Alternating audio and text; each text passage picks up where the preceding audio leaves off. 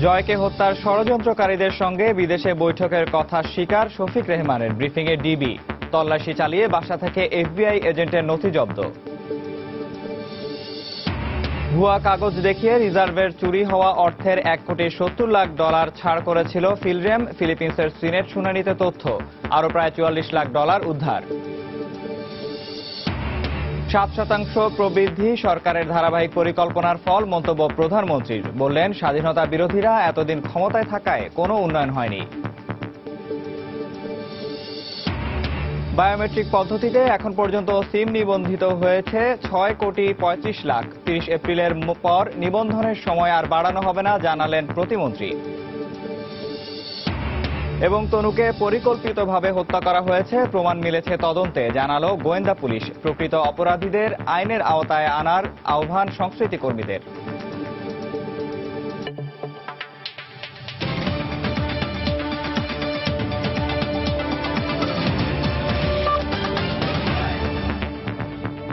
প্রবাসের সময় সঙ্গে আছে আমি নিয়ামতুল্লাহ বাবু। প্রধানমন্ত্রীর তথ্য ও প্রযুক্তি বিষয়ক উপদেষ্টা সজীব ওয়াজেদ জয়কে অপহরণ ও হত্যার ষড়যন্ত্রকারীদের সঙ্গে দেশের বাইরে একাধিক বৈঠকের কথা জিজ্ঞাসাবাদে স্বীকার করেছেন সাংবাদিক শফিক রেহমান। মঙ্গলবার দুপুরে ব্রিফিংয়ে এমন দাবি করেন ডিএমপির অতিরিক্ত কমিশনার মনিরুল ইসলাম। এর সঙ্গে আমার দেশ পত্রিকার ভারপ্রাপ্ত সম্পাদক মাহমুদ রহমানের সম্পৃক্ততা পাওয়া গেছে বলেও জানান তিনি। প্রধানমন্ত্রীর ছেলে সজীব ওয়াজেদ জয়কে অপহরণ করে হত্যার ষড়যন্ত্র মামলায় সাংবাদিক শফিক রেহমান গ্রেপ্তার হওয়ার পর থেকেই এ ষড়যন্ত্রের সঙ্গে তার জড়িত থাকা নিয়ে সংশয় প্রকাশ করছিলেন কেউ কেউ। তারা তাকে রিমান্ডে নিয়ে জিজ্ঞাসাবাদেরও সমালোচনা করেন। তবে রিমান্ডের 3 দিনের মাথায় ডিএমপি দাবি করছে শফিক রেহমান সজীব ওয়াজেদ জয়কে অপহরণ ও হত্যার চেষ্টাকারীদের সঙ্গে বৈঠকের কথা স্বীকার করেছেন। শুধু তাই নয়, নিজ বাসার কোথায় সেই ষড়যন্ত্রের নথি লুকিয়ে রাখা ছিল তাও গোয়েন্দাদের দেখিয়েছেন। জনাব শফিক রহমান রিমান্ডে আসলে অনেক তথ্য দিচ্ছেন এবং উনি আমেরিকায় গিয়েছেন, তাদের সাথে বৈঠক করেছেন।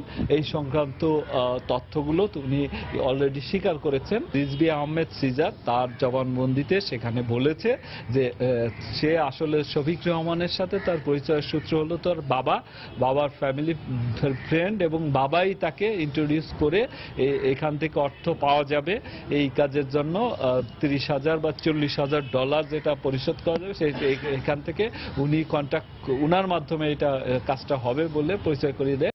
গত বছর পল্টন থানায় পুলিশের দায়ের করা মামলা অনুযায়ী 2011 সালের সেপ্টেম্বর মাসের আগের যে কোনো দিন বিএনপির সাংস্কৃতিক সংগঠন জাসাসের নয়াপল্টনের কেন্দ্রীয় কার্যালয়ে সজীব ওয়াজেদ জয়কে অপহরণ করে হত্যার ষড়যন্ত্র করতে বৈঠক হয়। বৈঠকে ষড়যন্ত্র অনুযায়ী এফবিআইয়ের সাবেক স্পেশাল এজেন্ট রবার্ট লাস্টিক ও তার বন্ধু জোহান্স থ্যালারকে জয়ের ব্যক্তিগত বিভিন্ন তথ্য সরবরাহ করতে নিয়োগ দেয়া হয়। এই নিয়োগ দেন জাসাসের সহসভাপতি মোহাম্মদুল্লাহ মামুনের ছেলে রিজভী আহমেদ।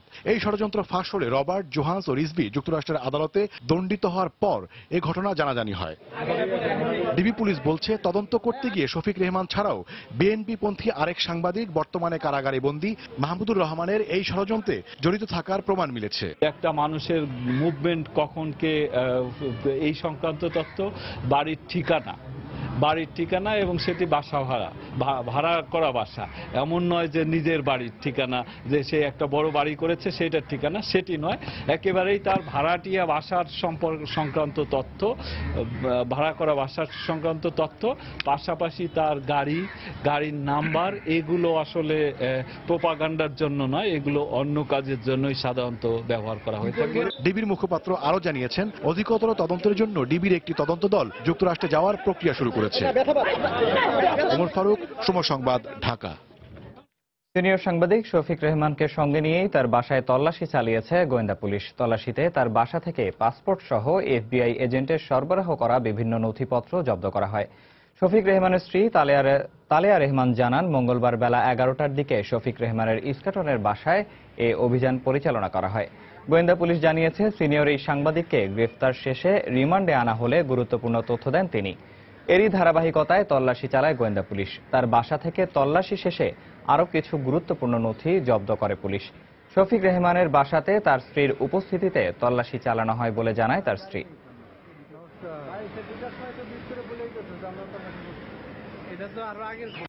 11টার দিকে আর কি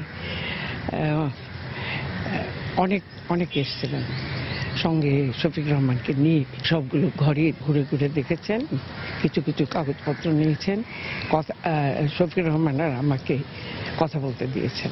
ডিবি তাদের কাগজপত্র নিয়ে তারপরে কয়েকজন উইটনেস নিয়ে তারা একটা ডকুমেন্ট তৈরি করে তারাই নিয়ে গেছে। আওয়ামী লীগ রাজনৈতিকভাবে দেউলিয়া হয়ে যে কোনো মূল্যে ক্ষমতায় টিকে থাকতে ভিন্ন মতের সবাইকে দমন করছে বলে মন্তব্য করেছেন বিএনপি মহাসচিব মির্জা ফখরুল ইসলাম আলমগীর। মঙ্গলবার সকালে রাজধানীর পুরানা পল্টনে সাংবাদিক শফিক রেহমানের মুক্তির দাবিতে আয়োজিত প্রতিবাদ সমাবেশে এ মন্তব্য করেন তিনি। মির্জা ফখরুল বলেন, বর্তমান সরকার গণতন্ত্রের মুখোশে একদলীয় শাসন ব্যবস্থা কায়েম করেছে। যাদের একমাত্র উদ্দেশ্য হচ্ছে ক্ষমতায় টিকে থাকা যে কোনোভাবেই হোক, তাতে রাষ্ট্রের সমস্ত প্রতিষ্ঠানগুলোকে ধ্বংস করে হোক, গণতন্ত্রের সমস্ত প্রতিষ্ঠানগুলোকে ধ্বংস করে হোক, দেশের অর্ধেক জনগোষ্ঠীকে কারাগারে নিয়ে হোক, ক্ষমতায় টিকে থাকতে হয়। এই সরকার মূলত ভিন্ন মত পোষণের বিরুদ্ধে, গণতন্ত্রের বিরুদ্ধে অবস্থান নিয়েছে, বাক স্বাধীনতার বিরুদ্ধে অবস্থান নিয়েছে। মানবাধিকার বলতে কিচ্ছু নেই।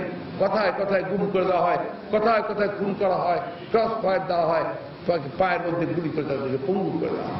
আজকে আমেরিকান স্টেট ডিপার্টমেন্টের তাদের যে অ্যানুয়াল হিউম্যান রাইটস রিপোর্ট, সেই রিপোর্টেও উঠে এসেছে যে আজকে বাংলাদেশে কি ভয়াবহ একটা মানব অধিকারের প্রশ্নে কি ভয়াবহ পরিস্থিতি বিরাজ করছে। ফিলরেম ভুয়া কাগজপত্র তৈরি করে বাংলাদেশ ব্যাংকের রিজার্ভের চুরি হওয়া অর্থের মধ্যে $1,70,00,000 ছাড় দেখিয়েছে বলে জানিয়েছেন সিনেটর তিওয়েস্তো গুইঙ্গোনা। আর ফিলরেমের মেসেঞ্জার প্রথমবারের মতো শুনানিতে উপস্থিত থেকে জানান, চুরি হওয়া অর্থের মধ্যে $5 লাখ এবং 9 কোটি পেসো সোলায়ার ক্যাসিনোয় পৌঁছে দেন তিনি। এদিকে তৃতীয় দফায় আরও প্রায় $44 লাখ ফেরত দিয়েছেন ফিলিপিন্সের ব্যবসায়ী কিম অং। ফিলিপিন্সে বাংলাদেশের রাষ্ট্রদূত জন গোমেজ সময় সংবাদকে টেলিফোনে জানান, চুরি যাওয়া অর্থ ফিরে পেতে ফিলিপিন্সের ডিপার্টমেন্ট অফ জাস্টিস বাংলাদেশকে সহায়তা করছে। প্রথমবারের মতো ফিলিপিন্সের ব্লু রিবন কমিটির সিনেট শুনানিতে উপস্থিত থেকে গোমর ফাঁস করলেন ফিলরেমের মেসেঞ্জার মার্ক পালমেরাস। স্বীকার করলেন ফিলরেম থেকে অর্থ ক্যাসিনোয় নিয়ে যাওয়ার কথা। মঙ্গলবার শুনানিতে সিনেটর তিওফেস্তো গুইঙ্গোনার প্রশ্নের জবাবে মার্ক বলেন, 3টি ব্যাগে 9 কোটি পেসো এবং $5 লাখ মাকাতি শহরে ফিলরেমের কার্যালয় থেকে গাড়িতে করে সোলায়ার ক্যাসিনোতে পৌঁছে দেন তিনি যখন অর্থ নিয়ে সোলায়ার ক্যাসিনোর ভিআইপি রুমে যান, তখন সেখানে সালুত বাতিস্তা এবং ওয়েকাং জু উপস্থিত ছিলেন। এদিকে $1,70,00,000 ছাড় দেখানোর জন্য ফিলরেম সিনেট শুনানিতে যে রসিদগুলো দেখিয়েছে সেগুলো ভুয়া দাবি করে গুইঙ্গোনা বলেছেন, মাত্র একদিনের মধ্যে এসব কাগজ তৈরি করা হয়েছে, যেখানে ওয়েকাং জুর স্বাক্ষর থাকলেও এর সঙ্গে জুর পাসপোর্টের স্বাক্ষরের কোনো মিল নেই। এদিকে রিজার্ভ চুরির আরও প্রায় $44 লাখ ফেরত দিয়েছেন চীনা ব্যবসায়ী কিম অং। এ নিয়ে এখন পর্যন্ত প্রায় $1 কোটি ফেরত দিয়েছেন অং। প্রতিশ্রুতি অনুযায়ী তার আরও প্রায় $54 লাখ ফেরত দেওয়ার কথা রয়েছে। এ বিষয়ে ফিলিপিন্সে বাংলাদেশের রাষ্ট্রদূত জন গোমেজ সময় সংবাদকে টেলিফোনে জানান, আইনি প্রক্রিয়ার মাধ্যমে রিজার্ভের চুরি যাওয়া অর্থ ফেরত পাওয়ার ব্যাপারে আশাবাদী তিনি। ফিলিপিন্সের ডিপার্টমেন্ট অফ জাস্টিস ডিওজে এ ব্যাপারে বাংলাদেশকে পুরোপুরি সহায়তা করছে বলেও জানান তিনি। ঈশিতা ব্রহ্ম, সময় সংবাদ। ফিলিপিন্সে জব্দকৃত চুরি হওয়া বাংলাদেশ ব্যাংকের রিজার্ভের অর্থ আইনি সহায়তার মাধ্যমে ফিরিয়ে আনা সম্ভব বলে মনে করেন আইন বিশেষজ্ঞরা। সিনিয়র আইনজীবী অ্যাডভোকেট খুরশিদ আলম খান বলেন, অর্থ চুরির ঘটনায় জড়িতদের আইনের আওতায় আনার বিষয়টি জানিয়ে এই অর্থ ফেরত চাইতে পারে বাংলাদেশ। আরেক আইনজীবী ব্যারিস্টার তানজিব উল আলম মনে করেন, আন্তঃদেশীয় পারস্পরিক আইনি সহায়তা এবং চুক্তির আওতায় জব্দকৃত অর্থ ফেরত আনা সম্ভব। আফজাল হোসেনের রিপোর্ট। গত 5 ফেব্রুয়ারি যুক্তরাষ্ট্রের federal reserve bank of new ইয়র্কে বাংলাদেশ ব্যাংকের রিজার্ভের অর্থ থেকে $10,10,00,000 শ্রীলঙ্কা ও ফিলিপিন্সে সরিয়ে নেয় হ্যাকাররা। তবে পাচার হওয়া $2 কোটি শ্রীলঙ্কা থেকে উদ্ধার করা হয়েছে। আর বাকি $8,10,00,000 মধ্যে ফিলিপিন্সের ব্যবসায়ী কিম অং ফিলিপিন্সের অর্থ পাচার প্রতিরোধ কাউন্সিলের কাছে তার $1 কোটি জমা দিয়েছেন। এছাড়া আরও $1,70,00,000 ফিলিপিন্সের মুদ্রা লেনদেনকারী অনিবন্ধিত প্রতিষ্ঠান ফিলরেমের কাছে পাওয়ার সম্ভাবনা আছে। বাকি টাকার বিষয়টি এখনো অনিশ্চিত। মঙ্গলবার ফিলিপিন্স সিনেটের ব্লু রিবন কমিটির শুনানিতে দেশটির অ্যান্টি মানি লন্ডারিং কাউন্সিল জানায়, প্রয়োজনীয় তথ্য প্রমাণাদি জমা দিলেই এ টাকা বাংলাদেশকে ফেরত দেওয়া হবে। আইন বিশেষজ্ঞরা বলছেন, অর্থ চুরির ঘটনায় জড়িতদের আইনের আওতায় আনতে পারলেই এ টাকা ফেরত আনা সম্ভব। আমাদের ইনভেস্টিগেশন চলছে, ইনভেস্টিগেশনের পরে যদি রিপোর্ট হয়, সেই রিপোর্ট হয়তো দেখানো যাবে, তারপরে যদি ট্রায়াল হয় রায় দেখানো যাবে। তবে আমরা আশ্বস্ত হতে পারছি যে টাকাগুলো ফ্রিজ আছে সে টাকাগুলো পাওয়ার একটা উজ্জ্বল সম্ভাবনা আছে। এছাড়া আন্তদেশীয় পারস্পরিক আইনি সহায়তা এবং চুক্তির আওতার মাধ্যমেও জব্দকৃত অর্থ ফেরত আনা যাবে। বাংলাদেশের অ্যাটর্নি জেনারেলের অফিস ওইখানকার ফিলিপাইনের অ্যাটর্নি জেনারেল অফিসের সাথে যোগাযোগ করে অ্যান্টি মানি লন্ডারিং যে কনভেনশন আছে সেটার অধীনে ওই টাকাটা উদ্ধারের ব্যবস্থা তখন নিতে পারবে। কিন্তু ওরা যদি মামলা না করে তাহলে বাংলাদেশ অ্যাটর্নি জেনারেল অফিসের পক্ষ থেকে নিজে উদ্যোগে কোনো কিছু করা সম্ভব হবে না। এদিকে ফিলিপিন্সে বাংলাদেশের রাষ্ট্রদূত জন গোমেজ সময় সংবাদকে টেলিফোনে জানান, আইনি প্রক্রিয়ায় অর্থ ফেরত আনার ক্ষেত্রে ফিলিপিন্সের ডিপার্টমেন্ট অব জাস্টিস ডিওজে বাংলাদেশকে পুরোপুরি সহায়তা করছে। আফজাল হোসেন, সময় সংবাদ, ঢাকা। এদিকে বাংলাদেশ ব্যাংকের রিজার্ভের অর্থ চুরির বিষয়ে সব তথ্য প্রমাণ বাংলাদেশ ব্যাংকের কাছে রয়েছে বলে জানিয়েছেন কেন্দ্রীয় ব্যাংকের মুখপাত্র শুভঙ্কর সাহা। অর্থ ফেরত পেতে প্রয়োজনে মামলা করা হবে বলেও জানান তিনি। আমাদের যে মিউচুয়াল লিগ্যাল অ্যাসিস্ট্যান্সের যে একটা সুযোগ আছে, সেই সুযোগের মাধ্যমেও আসলে এই অর্থ আদায়ের ব্যাপারে কার্যকরী ব্যবস্থা গ্রহণ করা যায় কিনা ফিলিপাইনের যে ডিপার্টমেন্ট অফ জাস্টিস আছে তাদের সাথে কিন্তু আমাদের টিমের আলোচনাও হয়েছে। এটা তো স্বাভাবিক আইনি প্রক্রিয়া, তথ্য প্রমাণ তো আমরা হাজির করতে পারবোই। মামলা করবেন স্যার? প্রয়োজন হলে পরে করব। প্রবাসের সময় আরো থাকছে, চট্টগ্রামে নিজ বাড়ি থেকে মেয়েসহ গৃহবধূর লাশ উদ্ধার, স্বজনদের অভিযোগ হত্যা, ঘটনার পর স্বামী পলাতক। প্রধানমন্ত্রী শেখ হাসিনা বলেছেন, 7 ভাগ প্রবৃদ্ধি অর্জন কোনো বিস্ময় নয়, সরকারের ধারাবাহিক পরিকল্পনার ফসল। মঙ্গলবার রাজধানীতে কৃষক লীগের প্রতিষ্ঠা বার্ষিকীর আলোচনা সভায় একথা বলেন তিনি। প্রধানমন্ত্রী বলেন, কৃষি প্রধান বাংলাদেশে প্রত্যেক নাগরিকের এ বিষয়ে জ্ঞান থাকা প্রয়োজন। এজন্য স্কুল কলেজের শিক্ষার্থীদের ফসলের মাঠে ব্যবহারিক শিক্ষার উপর গুরুত্ব আরোপ করেন তিনি। কৃষি নির্ভর বাংলাদেশে কৃষকের স্বার্থ এবং অধিকার রক্ষার লক্ষ্যে 44 বছর আগে প্রতিষ্ঠা হয় বাংলাদেশ কৃষক লীগ। সংগঠনটির প্রতিষ্ঠা বার্ষিকীর অনুষ্ঠানে বাংলাদেশের কৃষি এবং কৃষকের জন্য সরকারের নানা উদ্যোগের কথা তুলে ধরেন প্রধানমন্ত্রী। বলেন, কৃষকের জন্য স্বল্প সুদে বিনা জামানতে ঋণের ব্যবস্থা করা হয়েছে। বিশ্বব্যাংক বা দাতা সংস্থার আপত্তির পরও কৃষকের জন্য ভর্তুকি অব্যাহত আছে। তিনি বলেন, কৃষি বান্ধব এসব উদ্যোগের কারণেই বাংলাদেশে আজ খাদ্য উদ্বৃত্ত। 2009 জন সরকারে আসলাম, আমরা দেখলাম সারা বিশ্বব্যাপী খাদ্য বন্ধা। বাংলাদেশ এমন একটি দেশ, একমাত্র দেশ বোধহয় পৃথিবীতে আমরা পেয়েছি আমাদের অর্থনীতিকে সচল রাখতে। প্রবৃদ্ধি বর্তমানে 7 ভাগে আমরা চলে এসেছি। অনেকে মনে করে এটা কি বিস্ময়, আমি বলি এটা বিস্ময় না, এটা হচ্ছে যথাযথ পরিকল্পনা গ্রহণ করা এবং পরিকল্পনা মাফিক পদক্ষেপ নেওয়া। এটা আমাদের দেশপ্রেম, জনগণের প্রতি একটা কর্তব্যবোধ, যার সুফল আজকে দেশের মানুষ পাচ্ছে। শেখ হাসিনা বলেন, মানুষের খাদ্যের যোগান হয় কৃষকের হাত ধরে, তাই এ সম্পর্কে জানা প্রয়োজন প্রত্যেক নাগরিকের। প্রত্যেকটা স্কুল কলেজের ছাত্রছাত্রীদের অন্তত কৃষি মাঠে নিয়ে যাওয়া উচিত, তাদের হাত দিয়ে কিছু কাজও করানো উচিত, হাতে কলমে একটা শিক্ষা দেওয়া উচিত। তার জন্য যদি কিছু এক্সট্রা নাম্বার দিতে হয় সেটাও তাদের দেওয়া উচিত, যাতে এই কৃষি কাজটাকে যেন কেউ ছোট চোখে না দেখে। কারণ কৃষকের ছেলে লেখাপড়া শিখে আর মাঠে যেতে চায় না, অনেক সময় বাপের পরিচয় দিতেও লজ্জা পায় যে তার বাপ কৃষক, কিন্তু ভুলে যায় যে ওই বাপ ওই মাঠে কাজ করে পয়সা দিয়ে ছেলেকে পড়াশোনা শিখিয়েছে। কাজে কৃষকদেরকে আমাদের মাথায় করে রাখা উচিত বলে আমি মনে করি। প্রধানমন্ত্রী বলেন, দেশে শিল্পায়ন হবে, কিন্তু এ কারণে কৃষি জমি বা বন ধ্বংস করা যাবে না। আর সে কথা মাথায় রেখেই দেশ জুড়ে 100টি অর্থনৈতিক অঞ্চল গড়ে তোলার আগে নেওয়া হচ্ছে বিশেষ পরিকল্পনা। শাহ আলী জয়, সময় সংবাদ, ঢাকা। ডাক ও টেলিযোগাযোগ প্রতিমন্ত্রী তারানা হালিম জানিয়েছেন, এ পর্যন্ত বায়োমেট্রিক পদ্ধতিতে 6,35,00,000 সিম নিবন্ধিত হয়েছে। মঙ্গলবার সকালে সচিবালয় কর্মকর্তা কর্মচারীদের জন্য বায়োমেট্রিক পদ্ধতিতে সিম রেজিস্ট্রেশন কার্যক্রম উদ্বোধন শেষে কথা জানান তিনি। প্রতিমন্ত্রী বলেন, 30 এপ্রিলের সিম নিবন্ধন শেষ হবে, এরপর আর সময় বাড়ানো হবে না। 6,35,00,000 হয়েছে, এটি কিন্তু বিশাল সংখ্যক জনগোষ্ঠী। 1 লক্ষ বায়োমেট্রিক ডিভাইস আছে। যদি আমরা বাকি দিনগুলোতে পার ডিভাইস ন্যূনতম 50টি করেও যদি রিভেরিফিকেশন করা যায়, তাহলে 50 লক্ষ রিভেরিফিকেশন পার ডেতে করা সম্ভব। কাজে আমরা আমাদের টার্গেট ফুলফিল করতে সক্ষম হব। 30 এপ্রিল আমাদের লাস্ট ডে। 1 মে থেকে স্বল্প সময়ের জন্য আমরা ইঙ্গিত দেব তাদের সিমটি ডিঅ্যাক্টিভ করে যারা এখন পর্যন্ত সিম রিম ভেরিফিকেশন করেননি, এবং পর্যায়ক্রমে এই সময়টা বৃদ্ধি পাবে এবং এক পর্যায়ে সেটি বন্ধ হয়ে যাবে। কুমিল্লা ভিক্টোরিয়া কলেজের ছাত্রী সোহাগী জাহান তনুকে পরিকল্পিতভাবে হত্যার প্রমাণ মিলেছে বলে জানিয়েছেন সিআইডির কুমিল্লা অঞ্চলের police super doctor Nazmul Karim Khan. মঙ্গলবার বিকেলে ময়না তদন্তকারী চিকিৎসক শারমিন সুলতানাকে দ্বিতীয়বারের মতো জিজ্ঞাসাবাদ শেষে তিনি এ মন্তব্য করেন। ডাক্তারদের কাছ থেকে আমরা এটিকে হত্যা হিসাবে বা হিসাবে পাইনি, তবে আমাদের তদন্তে মনে হয়েছে এটি একটি নিছক পরিকল্পিত হত্যা। ক্যান্টনমেন্টের সকল এজেন্সির সহযোগিতা চেয়েছি, ওনারা সবাই সহযোগিতা করছেন। তনু হত্যায় প্রকৃত অপরাধীকে চিহ্নিত করে অবিলম্বে আইনের আওতায় আনার আহ্বান জানিয়েছেন সংস্কৃতিকর্মীরা। মঙ্গলবার বিকেলে কেন্দ্রীয় শহীদ মিনারে সম্মিলিত সাংস্কৃতিক জোটের অনুষ্ঠানে একথা বলেন তারা। অনুষ্ঠানের শুরুতেই তনুর স্মরণে 1 মিনিট নীরবতা পালন করা হয়। পরে আলোচনা সভায় বক্তব্য রাখেন বক্তারা। তারা বলেন, হত্যাকারীকে আইনের আওতায় এনে সারা দেশের মানুষকে আশ্বস্ত করা হোক। পরে অনুষ্ঠানে দলীয় ও একক আবৃত্তির পাশাপাশি সঙ্গীত পরিবেশন করা হয়।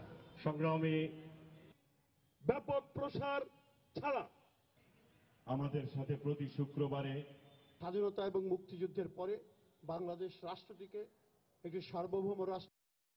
তনু হত্যার বিচারের দাবি কেন করতে হবে? মুক্তিযুদ্ধের মধ্য দিয়ে তো দাবিটা খুব পরিষ্কারভাবে বলা হয়ে গিয়েছিল যে দেশের নারী পুরুষ সকলের মানুষেরই সম অধিকার আছে, রাষ্ট্রটি আমাদের সবার, এটি একটি প্রজাতন্ত্র। কিন্তু বাস্তবে তো তা ঘটল না। আমাদের প্রশ্ন, কার চাপে, কার ভয়ে, কি কারণে এই দীর্ঘসূত্রতা?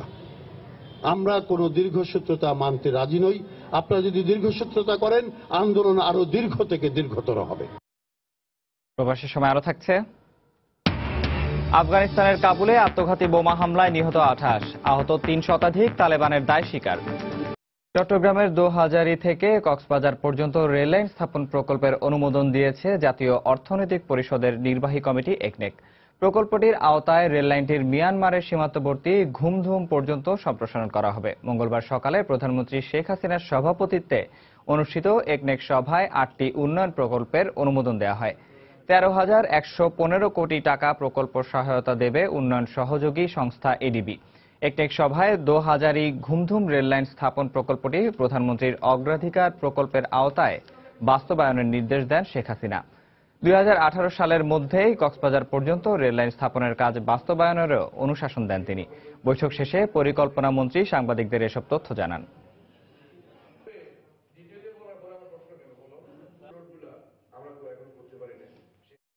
বাংলাদেশের শ্রমিকদের অধিকার আরও বাড়ানোর তাগিদ দিয়েছেন ইন্টারন্যাশনাল লেবার অর্গানাইজেশন ILOর প্রতিনিধিরা। মঙ্গলবার বিকেলে প্রতিনিধি দলটির সঙ্গে শ্রম ও কর্মসংস্থান মন্ত্রণালয়ে সম্পর্কিত স্থায়ী কমিটির বৈঠক শেষে একথা জানান কমিটির সভাপতি বেগম মুন্নুজান সুফিয়ান। জাতীয় সংসদ ভবনে এ বৈঠক অনুষ্ঠিত হয়। বৈঠকে বাংলাদেশে নিযুক্ত ILOর কান্ট্রি ডিরেক্টর শ্রীনিবাস বি রেড্ডির নেতৃত্বে 6 সদস্যের প্রতিনিধি দল উপস্থিত ছিলেন।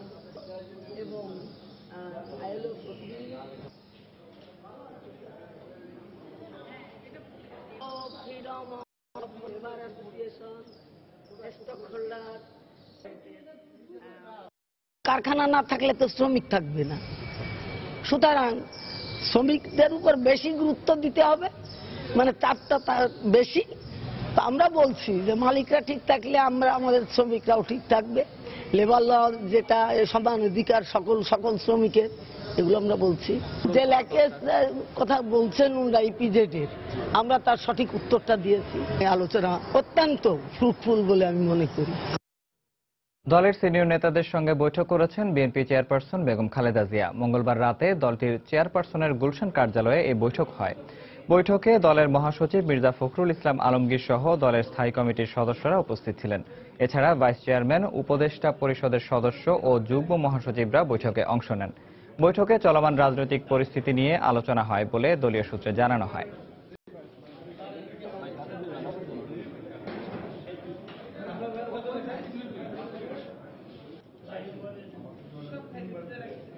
রাজধানীর ফুটপাতে হাঁটতে গিয়ে প্রতিনিয়তই নানা ধরনের বিড়ম্বনার শিকার হচ্ছেন পথচারীরা। আবার প্রায় অর্ধেক সড়কে ফুটপাতই নেই। এছাড়া প্রায় 2/3 পায়ে হাঁটার পথ চলাচলের অনুপযোগী। এতে বাড়ছে দুর্ঘটনা। বিশেষজ্ঞদের মতে নগর পরিকল্পনায় ফুটপাতকে গৌণ করে ব্যক্তিগত পরিবহনের বিষয়টি গুরুত্ব দেয়ায় অনিরাপদ হয়ে উঠছে শহর। ইসরাত জাহানের রিপোর্ট। হঠাৎ দেখলে মনে হবে কোনো হোটেল বা রেস্তোরাঁয় দুপুরের খাবার খাচ্ছেন সবাই, কিন্তু আসল ব্যাপারটা হলো ফুটপাত দখল করে খাবার বিক্রি হচ্ছে এখানে। ফুটপাত দখল করে চলছে নানা রকম ব্যবসা। বেশিরভাগ ফুটপাতই খাবারের দোকান অথবা ঝুপড়িঘর কিংবা নির্মাণ সামগ্রীর অস্থায়ী ঠিকানা। সড়ক পেরুলেই দোকানপাট বা ঘরবাড়ি, এই দুইয়ের মাঝে ফুটপাতের কোনো অস্তিত্ব নেই। এই অবস্থা ঢাকার প্রায় 44% সড়কের, আর 82% ফুটপাতের বেহাল দশার কারণে পথচারীর হাঁটাই দায় হয়ে পড়েছে। মাঝে মধ্যে ভ্রাম্যমাণ আদালতের অভিযানের সময় অবৈধ স্থাপনাগুলো ভেঙে ফেলা হলেও আবার সুযোগ বুঝে শুরু হয়ে যায় বাণিজ্য। রাজপথ হলো গাড়ির দখলে, আর ফুটপাত হলো হকার অন্যদের দখলে। তাহলে মানুষ, সাধারণ মানুষ যারা হাঁটবে তারা কোথায় যাবে? ফুটপাত দিয়ে না হেঁটে আমরা রাস্তায় হাঁটতেছি, তখনই দেখা যাচ্ছে একটা দুর্ঘটনা বা অ্যাক্সিডেন্ট, যে কোনো অ্যাক্সিডেন্ট ঘটতেছে একমাত্র এই ফুটপাতে অবৈধ দখলের কারণে। বিশেষজ্ঞদের অভিযোগ, নগর পরিকল্পনায় নাগরিকদের হাঁটাকে প্রাধান্য না দিয়ে পরিবহনের বিষয়টি প্রাধান্য দেয়া হচ্ছে, ফলে ভুক্তভোগী হচ্ছে জনগণ বা পথচারী। 20 লক্ষ টাকা যেখানে বাংলাদেশ ব্যাংক থেকে আগে নির্ধারণ করা ছিল গাড়ির লোন, সেটা 40 লক্ষ টাকা পর্যন্ত এখন দেয়া যাবে। এই যে এত সুবিধা, আপনি ভিআইপি রোড ঘোষণা করে দিচ্ছেন প্রাইভেট কারের জন্য, ওই রোডে অন্য কোনো গাড়ি চলবে না। তো সবকিছু তো গাড়ির জন্যই করা হচ্ছে। অভিযোগের জবাবে ঢাকা দক্ষিণের মেয়র জানান, বেদখল হয়ে যাওয়া ফুটপাত দখলমুক্ত করতে কাজ চলছে। চেষ্টা করে যাচ্ছি যে ফুটপাতগুলো যাতে মুক্ত করা যায়। খুব ডিফিকাল্ট, এখানে বিভিন্ন ধরনের মানুষ, স্বার্থান্বেষী মহল বিভিন্নভাবে জড়িত থাকে। আমাদের চেষ্টার কোনো কমতি নেই। একই সঙ্গে ফুটপাত পথচারী বান্ধব করতে পরিকল্পনা রয়েছে বলে জানালেন ঢাকা দক্ষিণের নগরপিতা। ইশরাত জাহান, সময় সংবাদ, ঢাকা। গণতন্ত্রকে এগিয়ে নিতে সব ধরনের অপরাধকেই বিচারের আওতায় আনা প্রয়োজন বলে মন্তব্য করেছেন তথ্যমন্ত্রী হাসানুল হক ইনু। মঙ্গলবার দুপুরে রাজধানীর ধানমন্ডিতে আন্তর্জাতিক যুদ্ধাপরাধ ট্রাইব্যুনাল বিষয়ক আলোচনা অনুষ্ঠানে তিনি একথা বলেন। অনুষ্ঠানে সাবেক বিচারপতি শামসুদ্দিন চৌধুরী মানিকও বক্তব্য রাখেন। মাননীয় প্রধান বিচারপতি বলেছেন যে আমাদের যারা আইন প্রণয়ন করেন তারা অজ্ঞ।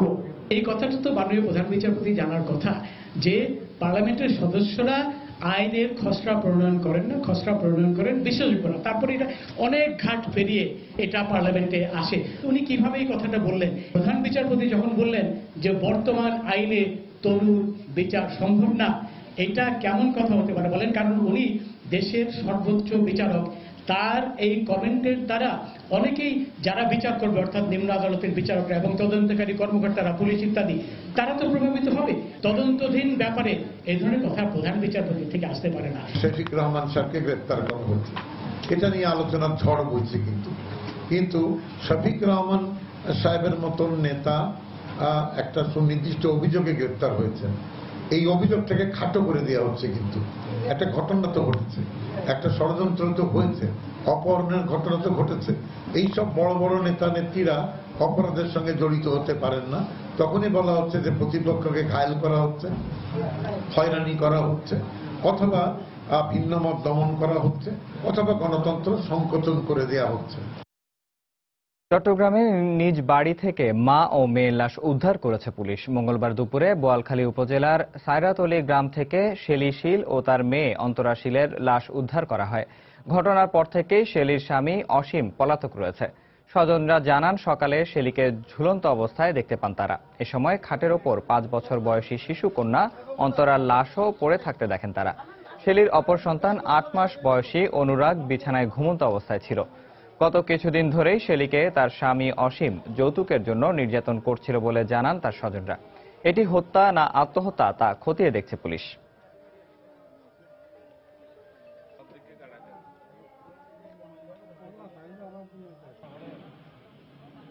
মনে হচ্ছে এটা মার্ডার, কারণ আমার বোনকে বিয়ে হওয়ার পর থেকে ওকে বিভিন্ন শারীরিকভাবে যৌতুকের জন্য অনেক কিছুর জন্য ওকে নির্যাতন করছে। বিভিন্ন সামাজিকভাবে ওকে নিষ্ক্রিয় দেওয়া হয়েছিল, কিন্তু তারপরেও ওকে বিভিন্ন সময় যৌতুকের জন্য মারধর করে আমাদের বাড়িতে পাঠিয়ে দেওয়া হতো। সে আত্মহত্যা করছে না কেউ তাকে মেরে ফেলছে, বিষয়টা খতিয়ে দেখা হচ্ছে।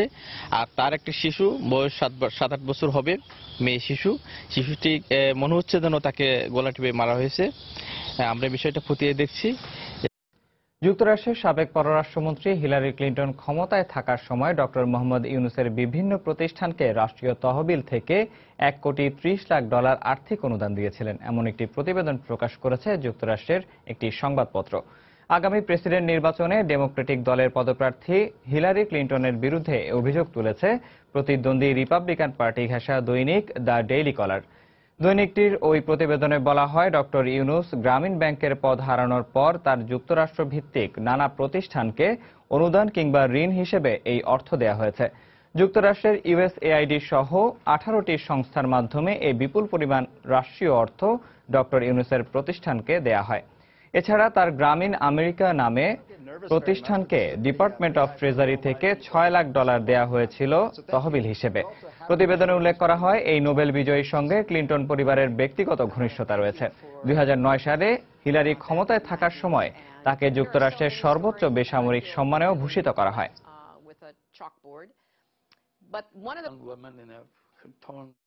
সিরিয়ায় উত্তর পশ্চিমাঞ্চলীয় ইদলিব প্রদেশে সরকারি বাহিনীর আলাদা বিমান হামলায় শিশুসহ অন্তত 50 জন নিহত হয়েছেন বলে জানিয়েছে গণমাধ্যম ও পর্যবেক্ষণ সংস্থাগুলো। মঙ্গলবার বিকেলে প্রদেশটির মারাত আল নুমান ও কাফর নুবল শহরে এসব হামলা চালানো হয়। প্রত্যক্ষদর্শীরা জানান, শহরগুলোর ব্যস্ত বাজার এলাকায় হামলা চালায় সরকারি বিমান। মারাত আল নুমানে 40 জন এবং কাফর নুবলে 10 জন নিহত হন। এছাড়া আহত হয়েছেন 80 জনেরও বেশি। শহর দুটি আসাদ বিরোধী বিদ্রোহীদের শক্ত ঘাঁটি বলে পরিচিত। একই দিন জাতিসংঘের বিরুদ্ধে পক্ষপাতিত্বের অভিযোগ তুলে জেনেভা শান্তি আলোচনা থেকে সরে দাঁড়ায় সিরিয়ার প্রধান বিরোধী জোট উচ্চ মধ্যস্থতাকারী কমিটি HNC। আফগানিস্তানের কাবুলে আত্মঘাতী গাড়ি বোমা হামলায় 28 জন নিহত হয়েছেন। এতে আহত হয়েছেন 300-রও বেশি মানুষ। এরই মধ্যে হামলার দায় স্বীকার করেছে তালেবান। হামলার পর ঘটনাস্থলে গোলাগুলির ঘটনা ঘটে বলে জানান প্রত্যক্ষদর্শীরা। আত্মঘাতী হামলার পাশাপাশি কয়েকজন বন্দুকধারীও এলোপাতাড়ি গুলি ছোড়ে। এছাড়া আরও 2 জন আত্মঘাতী বোমা হামলার চেষ্টা চালায় বলে গণমাধ্যমকে জানানো হয়। হামলার পরপরই তালেবান মুখপাত্র এই হামলার দায় স্বীকার করে। হতাহতদের মধ্যে নিরাপত্তা বাহিনীর বেশ কয়েকজন সদস্যও রয়েছেন। শেষ খবর পাওয়া পর্যন্ত ঘটনাস্থলে বিপুল সংখ্যক নিরাপত্তা বাহিনীর সদস্য মোতায়েন করা হয়েছে। আফগান প্রেসিডেন্ট আশরাফ ঘানি হামলার পর টুইটার বার্তায় সন্ত্রাসীদের খুঁজে বের করে কঠোর শাস্তি দেওয়ার ঘোষণা দিয়েছেন।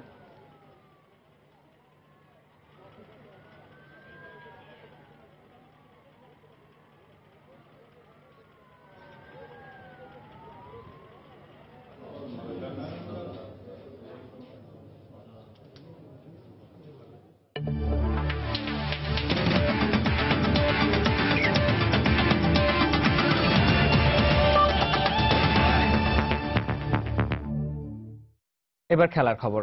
22 এপ্রিল মাঠে গড়াচ্ছে Dhaka premier division cricket league. তার আগে আইসিসি ও বিসিবির নতুন নিয়ম সম্পর্কে জানাতে ক্লাবগুলোর সঙ্গে বৈঠক করেছে সিসিডিএম। লিগ শুরুর আগে এই বৈঠককে ইতিবাচক হিসেবে দেখছেন বিভিন্ন ক্লাবের কোচ ও ক্রিকেটাররা।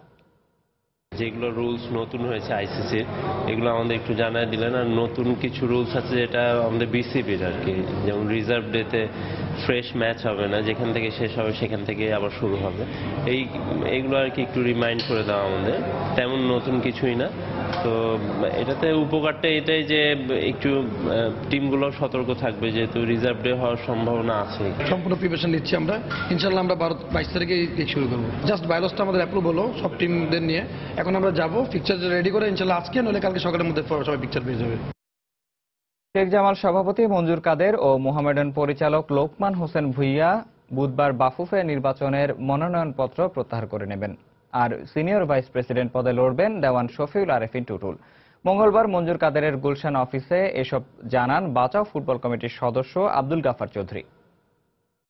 আমাদের যে দুজন মঞ্জুর কাদের এবং লোকমান হোসেন কিনেছেন, জিত করে কিনেছেন, যে কারণটা হলো যে ওনারা 75,000 50,000 টাকা করে, ওনারা দুইজন কিন্তু দুইটা করে কিনেছেন। যে কেন এই ধরনের নমিনেশন পেপার বিক্রি হবে এত করে টাকা করে, তার মানে কেউ এখানে নমিনেশন পেপার কেনার রাখে না, যে এত টাকা দিয়ে নমিনেশন পেপার কিনবে, আবার নমিনেশন পেপার কেউ উইথড্র করলেও এটা ফেরত যোগ্যও না। সেই কারণে ওনারা কিনেছেন। আমাদের বাঁচাও ফুটবলের আমরা Dewan Shafiul Arefin Tutul senior vice president আগামী কালকে উইথড্রল করে ফেলবেন। আমাদের যে দুজন কিনেছেন সেখানে কোনো দ্বিধাদ্বন্দ্ব থাকবে না। এ পর্যায়ে শীর্ষ সংবাদ জানিয়ে দিচ্ছি আরেকবার। জয়কে হত্যার ষড়যন্ত্রকারীদের সঙ্গে বিদেশে বৈঠকের কথা স্বীকার শফিক রেহমানের। ব্রিফিংয়ে ডিবি। তল্লাশি চালিয়ে বাসা থেকে এফবিআই এজেন্টের নথি জব্দ। ভুয়া কাগজ দেখিয়ে রিজার্ভের চুরি হওয়া অর্থের $1,70,00,000 ছাড় করেছিল ফিলরেম। ফিলিপিন্সের সিনেট শুনানিতে তথ্য, আরও প্রায় $44,00,000 উদ্ধার। 7% প্রবৃদ্ধি সরকারের ধারাবাহিক পরিকল্পনার ফল, মন্তব্য প্রধানমন্ত্রীর। বললেন, স্বাধীনতা বিরোধীরা এতদিন ক্ষমতায় থাকায় কোনো উন্নয়ন হয়নি। বায়োমেট্রিক পদ্ধতিতে এখন পর্যন্ত সিম নিবন্ধিত হয়েছে 6,35,00,000। 30 এপ্রিলের পর নিবন্ধনের সময় আর বাড়ানো হবে না, জানালেন প্রতিমন্ত্রী। এবং তনুকে পরিকল্পিতভাবে হত্যা করা হয়েছে, প্রমাণ মিলেছে তদন্তে, জানালো গোয়েন্দা পুলিশ। প্রকৃত অপরাধীদের আইনের আওতায় আনার আহ্বান সংস্কৃতি কর্মীদের। দর্শক, এই ছিল প্রবাসের সময়। যে কোনো খবর পেতে ভিজিট করুন সময়নিউজ.tv। যে কোনো বাংলা লিংক, রবি ও সিটিসেল নাম্বার থেকে সময় সংবাদের খবর, অনুষ্ঠান সূচি জানতে এবং যে কোনো তথ্য সময় সংবাদকে জানাতে ডায়াল করুন 16242 নাম্বারে। এছাড়া এই মাত্র পাওয়া খবর আপনার মোবাইলে পেতে SMS করুন *SN লিখে পাঠিয়ে দিন 16242 নাম্বারে। সঙ্গে থাকুন সময়ের।